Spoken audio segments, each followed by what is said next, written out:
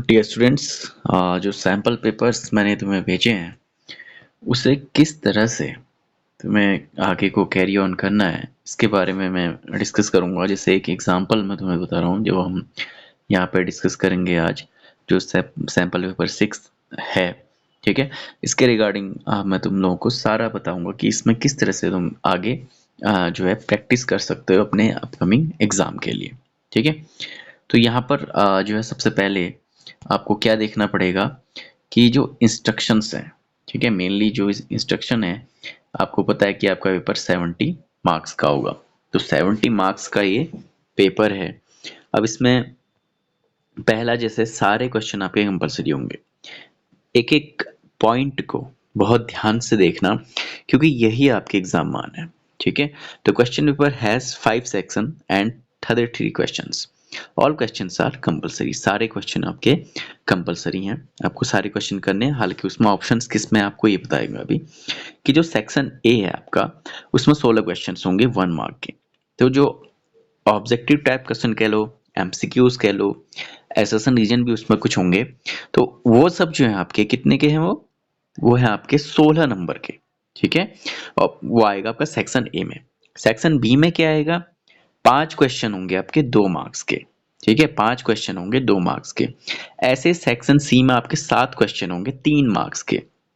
ठीक है, और जो आपका सेक्शन डी है उसमें 2 केस बेस क्वेश्चन होंगे जिसमें आपके 4 मार्क्स होंगे हर एक क्वेश्चन के, यानी कि 8 मार्क्स का आपका यहाँ पर आएगा सेक्शन डी। और सेक्शन ई में जो आपके 3 क्वेश्चन है 5 मार्क्स का, यानी 15 मार्क्स का है। तो अब आप लोगों को अपनी प्रैक्टिस के हिसाब से, क्योंकि अब जो टाइम रह गया, मुझे इतना लग रहा है कि अभी तक आपने अपना सिलेबस कंप्लीट कर लिया होगा और तैयारी आपकी अच्छी चल रही होगी। उसके हिसाब से मैं बताना चाह रहा हूँ कि अब आपको पीवाईक्यूज और सैंपल पेपर जितने ज़्यादा हो सके वो करने हैं। ठीक है, तो यहाँ पर देखो कि आपका जो 16 नंबर है वो एमसीक्यूज के हैं। ठीक है, कॉन्सेप्ट्स अगर क्लियर हैं, आपने बहुत अच्छी डीप स्टडी करी है, तब आप इन क्वेश्चन को अच्छे से करेंगे। उसके बाद चैप्टर वाइज आप कुछ कुछ थोड़ा बहुत पढ़ रहे हैं, अगर वो क्वेश्चन आ गए तो 5 मार्क्स वाले करेंगे। ठीक है, 2 मार्क्स वाला करोगे। उसके बाद जो है आपका 3 मार्क्स वाला, उसमें भी थोड़ा सिलेबस से रिलेटेड डाटा है। अब इसमें क्या है, केस बेस्ड में आपको थोड़ा सा जो है ग्राफ्स वगैरह या इस तरह के क्वेश्चन आते हैं, तो उसको थोड़ा सा समझ के करना होता है इजी है, बस समझ के करना होता है। तो ई में आपके 5 मार्क्स के क्वेश्चन है, उसमें आपका जो है सेट के हिसाब से रहता है कि अगर सिंपल सेट है तो आपको सीधा सीधा क्वेश्चन आ जाएगा, और एक क्वेश्चन सीधा आता था तो 5 नंबर का आपका पूरा बन सकता है अच्छे से। ठीक है, तो 15 नंबर यहाँ पे है। तो आपको अपना देखना है कि कहाँ पर आपकी वीकनेसेस आ रही हैं। अभी तक आपने काफ़ी प्रैक्टिस करी होंगी, लगभग मैं 11 क्वेश्चन पेपर आप लोगों को जो है भेज चुका हूँ। तो उसमें आपने प्रैक्टिस करी होगी, तो उसके हिसाब से आपको लग रहा होगा कि कौन सा पार्ट वीक है, तो उस पार्ट आप प्रैक्टिस कर सकते हैं। ठीक है, कोई भी ओवरऑल चॉइस नहीं है यहाँ पे एग्जाम में, जैसे आप देख पा रहे हैं क्वेश्चन में there is no overall choice, however internal choices has been provided in some question. ठीक है, और करके जो आ जाते हैं, जैसे सातवां प्रश्न है आपका, उसमें ए पार्ट आएगा या और आ जाएगा उसके, अथवा आप कोई भी एक क्वेश्चन करिए उसमें से आ जाएगा। ठीक है, एक ही क्वेश्चन करना है, अगर उसमें दिया है सेक्शन के हिसाब से आपको वो देखना होगा। ठीक है, तो ये बात हो गई। इसके बाद whenever necessary neat and properly labeled diagram should be drawn। और डायग्राम के केस में मैं सभी एस्पिरेंट्स को, सभी स्टूडेंट को बोलता हूँ कि अगर आपको कोई क्वेश्चन लग रहा, आप उसमें डायग्राम दे सकते हैं, डायग्राम बना सकते हैं, तो जरूर बनाइए। केवल राइटिंग का फोकस मत कीजिए। ठीक है, तो जहाँ पर भी आपको लगता है कि इसमें डायग्राम है और इससे रिलेटेड मैंने कुछ पढ़ा है, डायग्राम आ रहा है, इसमें 5 नंबर क्वेश्चन है, तो उसमें ऑब्वियसली आपका डायग्राम वगैरह वाला क्वेश्चन आएगा, तो उसमें आपको बनाना होगा, या चेकर बोर्ड चार्ट अगर मेंडल वाले से आए तो उसमें करना पड़ेगा। आगे हम डिस्कस करेंगे कि क्वेश्चन किस तरह से आए हैं, तो उसके हिसाब से हम इसमें बात करेंगे। ठीक है, तो उसमें कोई भी ऐसी प्रॉब्लम की बात है नहीं। तो अब चलते हैं क्वेश्चंस की ओर। तो पहला क्वेश्चन जो सेक्शन ए का है, ठीक है, उसमें पूछ रहा है the 3 codons which result in the termination of polypeptide chain. ठीक है, सिंथेसिस आर। तो जब आपको इसके लिए जो है आपका चैप्टर आपको सबसे पहले पता होना चाहिए। ठीक है, कि क्वेश्चन कहाँ से आ रहा है। अगर अभी तक आप इस स्टेज में नहीं है तो ये आपके लिए बहुत जो है प्रॉब्लमेटिक हो सकता है आने वाले टाइम में। ठीक है, तो आपको पहले ही पता होना चाहिए कि किस चैप्टर से आया है। 6 चैप्टर है, ठीक है, 5th है, 6th है, 7th है, जो भी है, मैं आपको ऐसे बता रहा हूँ, तो आपको ये ध्यान रखना है। ठीक है, तो 3 कोडोन जो टर्मिनेशन पॉलीपेप्टाइड चेन के वो सिंथेसिस होते हैं वो क्या है। ठीक है, तो टर्मिनेशन, तो आपको पहले ये वर्ड आ गया कि जब पॉलीपेप्टाइड चेन खत्म होने वाली है, टर्मिनेशन लास्ट स्टेप है।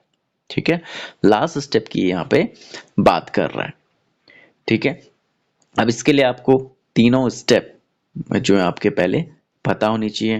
पहले में क्या होता है, रेप्लिकेशन होता है, दूसरे में ट्रांसक्रिप्शन होता है, अब फिर ट्रांसलेशन। ठीक है, तो उसमें ट्रांसलेशन के टाइम पर लास्ट में जो आता है टर्मिनेशन, तो वहां पर आपको टर्मिनेशन देखना है कि कब जो है आपकी पॉलीपेप्टाइड चेन जो है पूरी बन चुकी होती है। तो इसमें कौन से कोडोन यूज होते हैं, तो ये कोडोन को हम क्या कहते हैं। एक क्वेश्चन क्या बन सकता है इसमें से, ठीक है, आपको अल्टरनेट वे देखने हैं, क्वेश्चंस कितने बन सकते हैं। एक क्वेश्चन क्या बन जाएगा टर्मिनेशन से, स्टॉप कोडोन्स क्या है। ठीक है, स्टॉप कोडोन्स को हम किस नाम से भी जानते हैं, टर्मिनेशन कोडोन्स के बाद भी जानते हैं।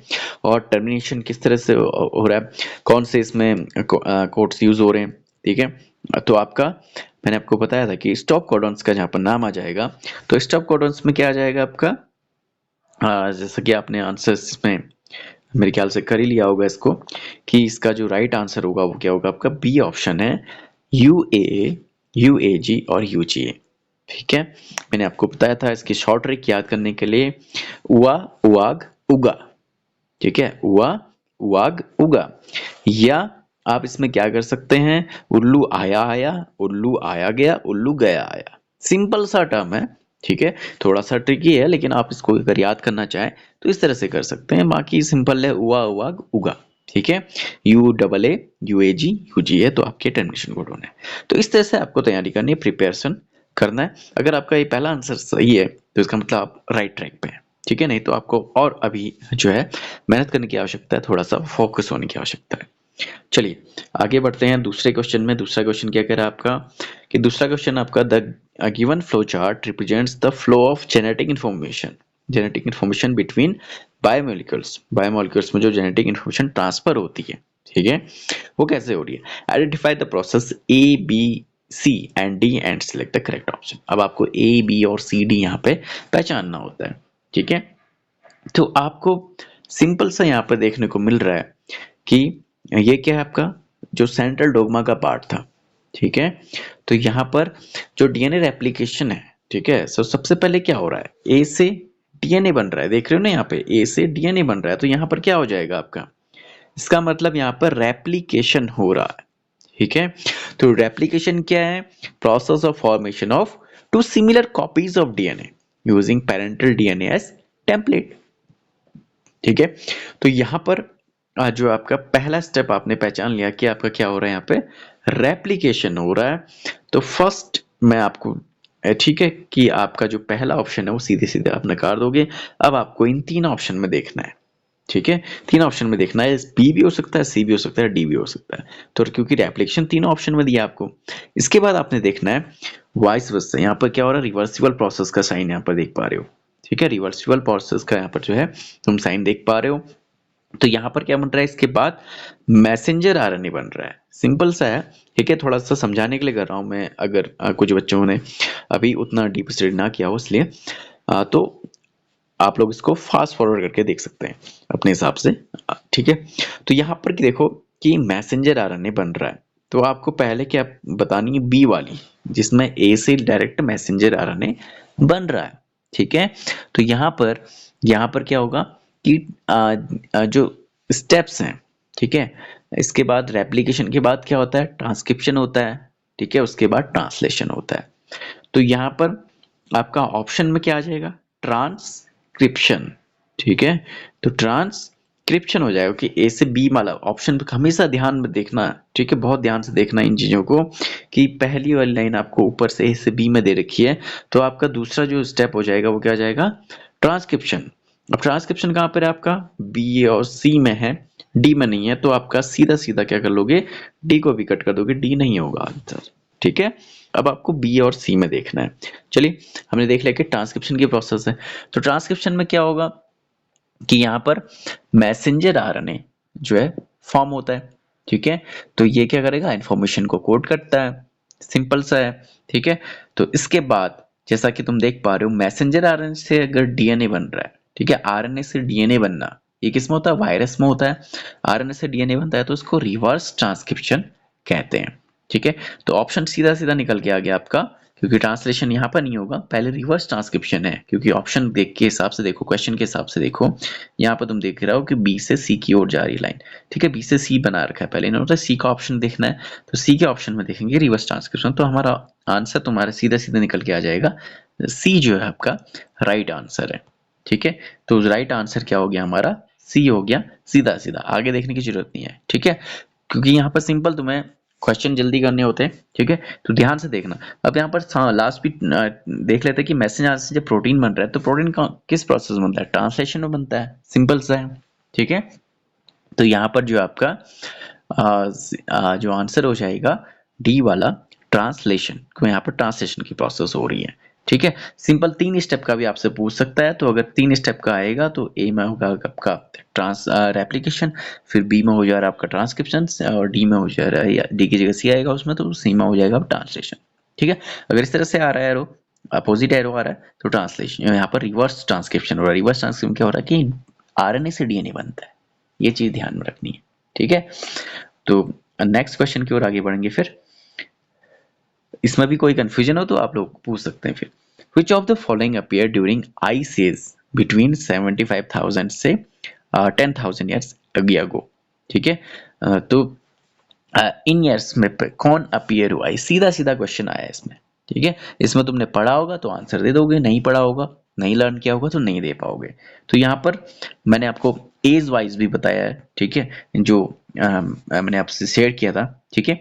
और आपको क्लासरूम्स में भी बताया हुआ है, मैंने जो क्लासेस लेता हूँ उसमें भी बताया हुआ है कि इसकी मैंने एज वाइज आपको बता रखा है कि कौन क्रोमैग्नन कब आया, द लैंडमैन में क्या हुआ, ठीक है। और उसमें मॉडर्न होमोसैपियंस में क्या करते थे, किस ईयर में आए, कब आए।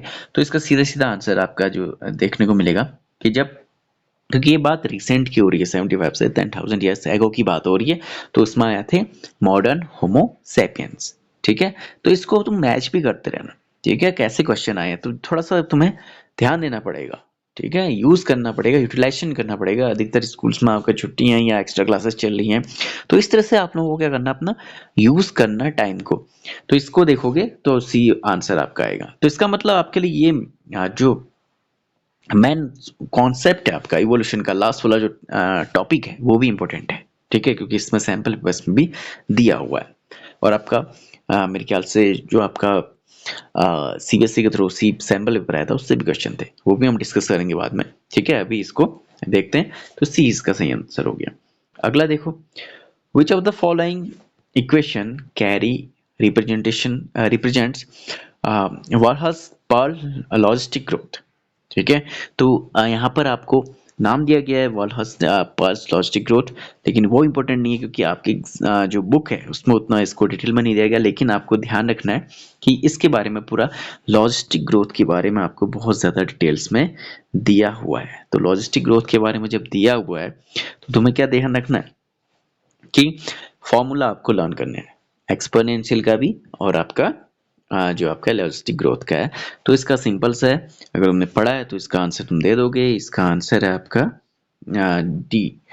ए D N upon D T equal to R N K minus N upon K, ठीक है। कि कैरिंग कैपेसिटी है, एन से क्या होता है, और आपको यहाँ पर एन के फॉर फॉर्म, ठीक है, फॉर्मूला के साथ साथ आपको किसको क्या बोलते हैं ये चीजें भी पता होनी चाहिए, ठीक है। तो इसको भी ध्यान में रखना। अगला क्वेश्चन है आपका, introduction of Nile perch in Lake Victoria of East Africa resulted in, ठीक है।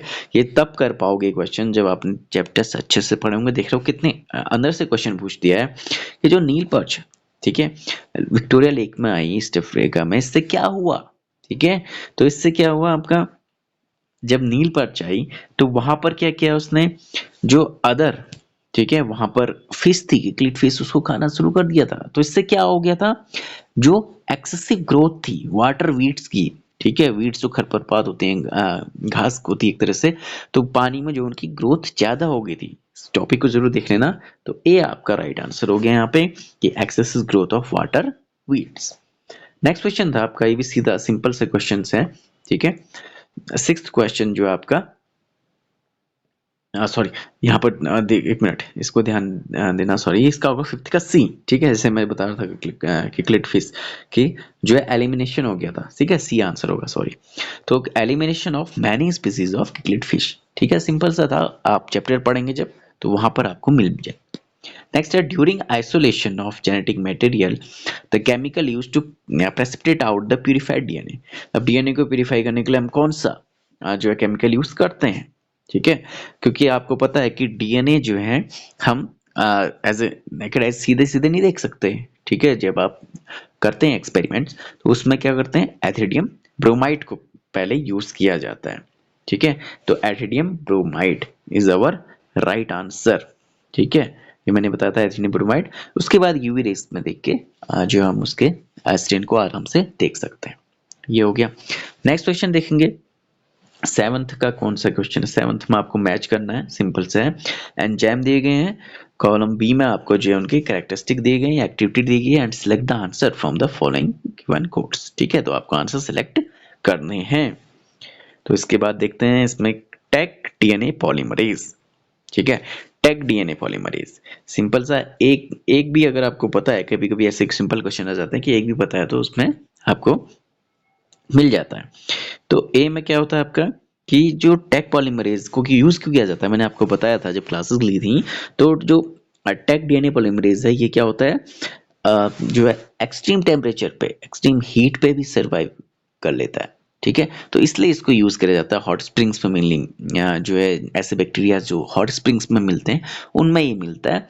तो टेक पॉलीमरेज जो है स्टेबल रहता है अब 90 डिग्री, ठीक है।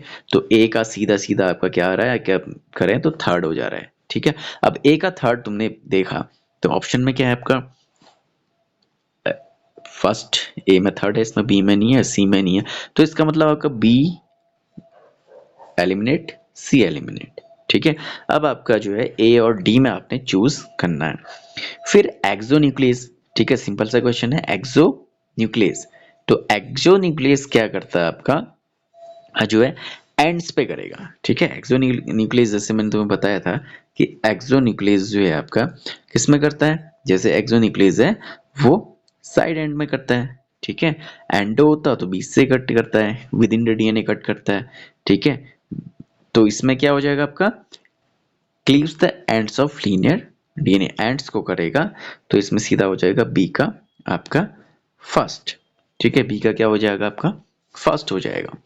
ऐसे ही सी में आ जाओ, अब जो प्रोटीएज है, ठीक है, प्रोटीएज नाम से ये प्रोटीन से होता है तो ये डिग्रेडेशन में यूज होता है प्रोटीन का, तो सी का फिफ्थ हो जाएगा। तो यहाँ पर तुम मैच कर लेना कि ए में क्या है, बी का हमने क्या कहा, बी का आपका फर्स्ट कहा, तो ये ऑप्शन भी गलत हो गया। अब तुम यहीं पर आंसर सीधा सीधा डी कर सकते हो इजीली। फिर भी कंफर्मेशन के लिए एक बार सारे जो है देख लेने चाहिए। तो प्रोटीएज का क्या हो जाएगा आपका फिफ्थ में। काइटिनेज क्या करता है, काइटिन का काम क्या है, सिंपल सा डी का सेकंड हो जाएगा। फिर फंगल सेल वॉल को ब्रेक डाउन करता है, ठीक है। तो इतने इजी है क्वेश्चंस हैं। तो यहाँ पर जो आपके राइट आंसर्स क्या निकल के आ रहा है वो आ रहा है आपका, जो है आपका राइट आंसर हो जाएगा यहाँ पे डी, ठीक है। यहाँ तक उम्मीद कर रहा हूँ कि आप लोगों के लिए ये ठीक जो है सिंपल से क्वेश्चन होंगे, इतना जो है कर पा रहे होगे आराम से।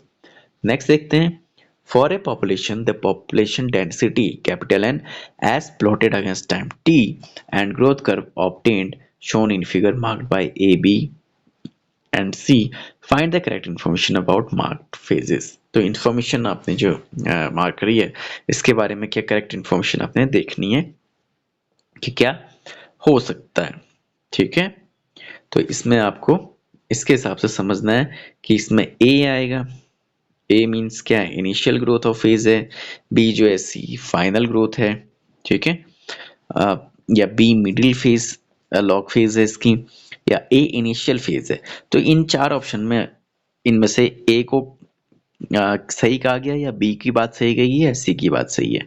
तो initial log phase of growth है कैपिटल ए, इस तरह का इनका कहना है, ठीक है। तो यहाँ पर तुम्हें देखना पड़ेगा कि यहाँ पर जो राइट आंसर है वो क्या होगा।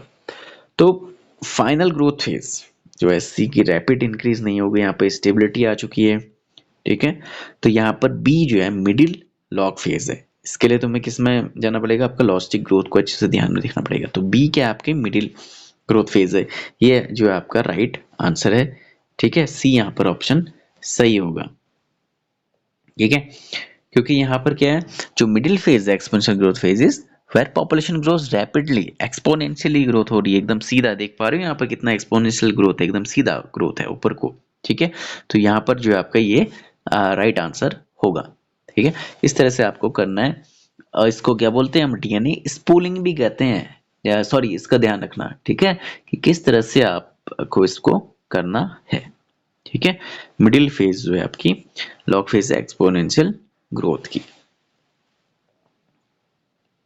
अगला है,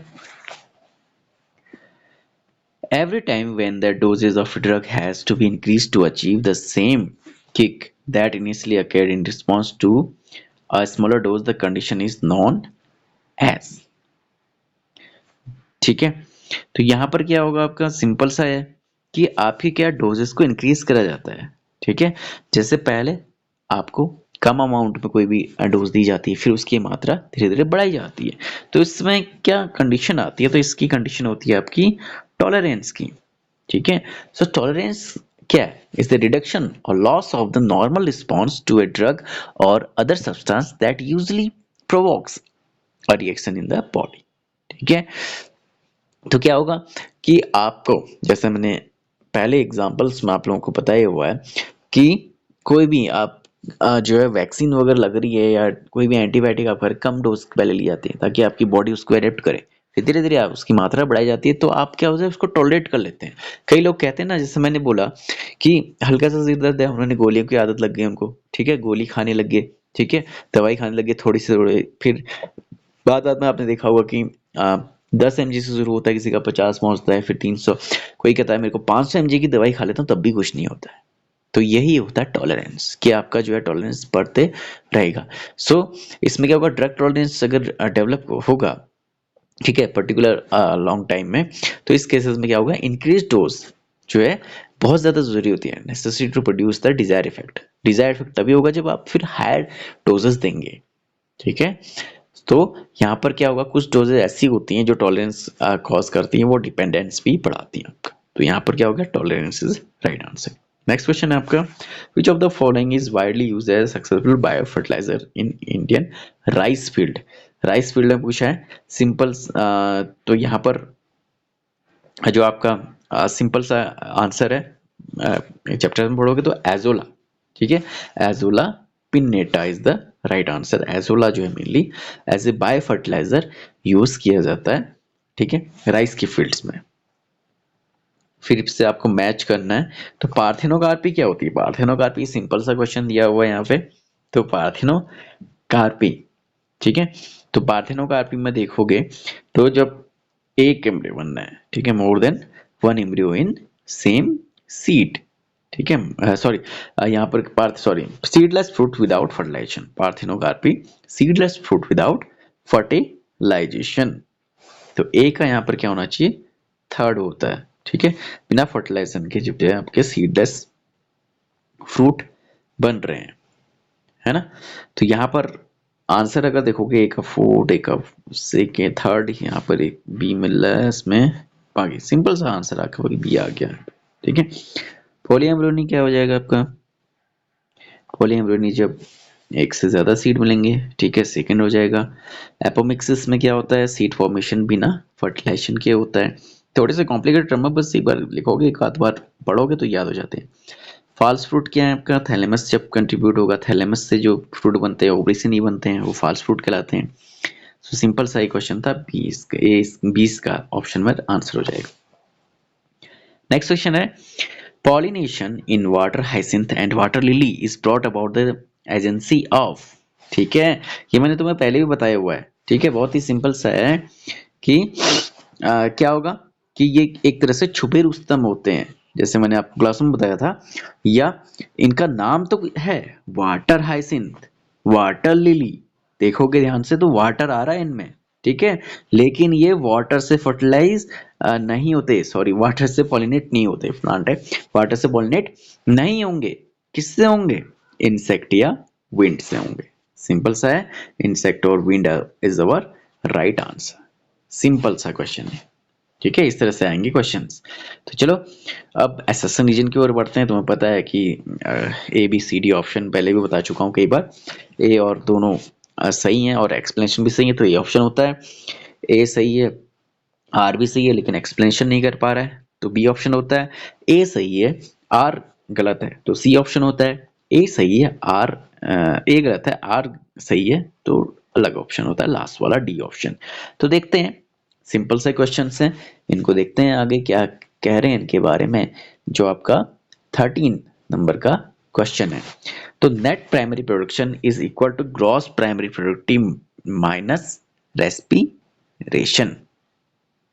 ठीक है, तो यहाँ पर जो आपका नेट प्राइमरी प्रोडक्ट की बात करें तो जितनी जीपीपी है, ठीक है, ग्रॉस प्राइमरी प्रोडक्शन है, मैंने बताया था आपको net NP, net primary production NPP, ठीक है, is equal to cross primary productivity minus respiration, जितना रेस्पिरेशन ऑफ प्लांट होंगे, ठीक है, पूरी की पूरी सनलाइट की एनर्जी वो कैप्चर नहीं कर पाते हैं, कुछ रेस्पिरेशन की उनमें भी हो रहा है तो लूज करेंगे, ठीक है, तो ये सिंपल, ये सही है।